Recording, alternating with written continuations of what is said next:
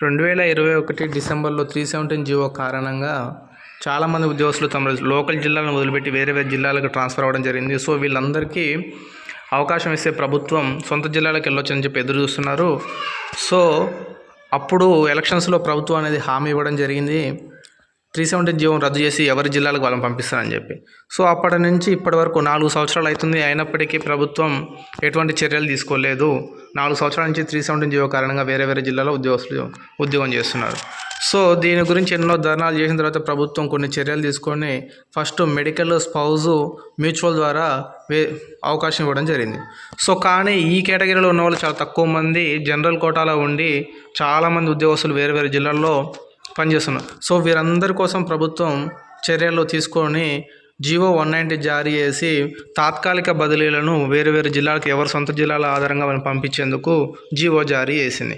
So GO వచ్చింది, హ్యాపీగా మంచిగా వెళ్ళొచ్చు అని చెప్పి అనుకుంటుంటే, కనీసం తాత్కాలికంగా అయినా వెళ్ళొచ్చు అనుకుంటుంటే జీవో వచ్చి 4 రోజులు అవుతున్నప్పటికీ దీని మీద ఎటువంటి చర్యలు తీసుకోవట్లేదు.